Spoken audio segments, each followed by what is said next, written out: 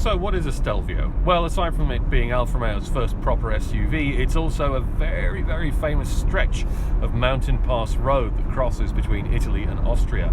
And Alfa has named this first of its big 4x4s, well, not big, medium-sized really, after that amazing stretch of tarmac, purely because it wants to soak up some of the magic of that name, the sense of history, the sense of the great races like the Mille Miglia that have been run along it. And all for a car that's going to be driven by suburbanites on posh school runs, into shopping centres, etc, etc. Is it really stretching it a bit to call this car Stelvio? I mean, shouldn't we have just called it the Alfa Pushy Parent instead? Well, maybe, maybe not. Let's see what we've got here. What we've got is a car that's basically the Julius saloon with a loft conversion. It's taller, it's a little bit bigger and bulkier, a little bit roomier inside, decent sized boots slung out the back.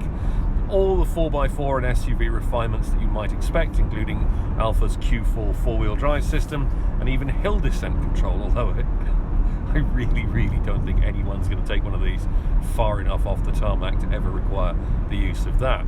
We've got the same 2.2 litre diesel engine and the same 8-speed automatic gearbox as standard. This is the 210 horsepower version of that 2.2 diesel, and I have to say, it's an absolute cracker of an engine. A little bit grumbly and a little bit loud sometimes on a cold start or at very low speeds, but once you're up to cruising speed, it's very, very refined, very, very good in terms of performance, and also pretty economical. We're easily beating the 45 miles per gallon figure in this car, in spite of some fairly brisk driving. Brisk driving that's aided by this DNA system. We're familiar with that from other, indeed older Alfas. It goes from dynamic to natural to advanced economy. It used to be all weather. I don't know why they've changed it, but hey, and it works reasonably well. It certainly helps the economy when you switch it into A mode, and it certainly feels lively when you switch it into dynamic mode. We'll come back to that in a moment. Now, there are some flaws that we have to get out of the way with here. While Alfa's quality has taken a big step up with the Giulia and the Stelvio, it's still not perfect.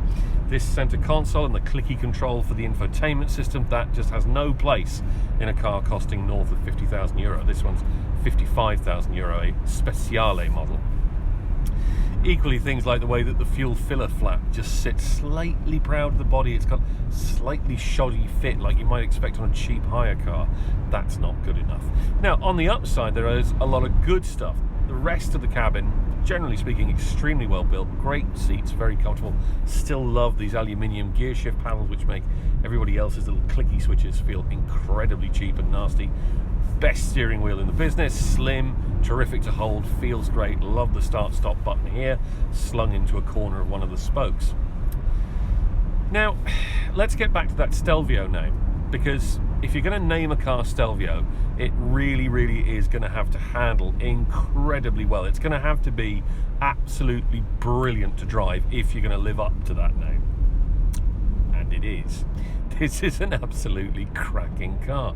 This is definitely one of the very best sporty SUVs to drive. It's right up there with the likes of the Jaguar E-Pace and the Porsche Macan. It has phenomenally good steering way better than you get on most sports saloons, even some sports cars these days. It's light, direct, there's some feel and feedback, and the whole car just twists and turns around, roughly around the point where your hips are. So it feels fantastic.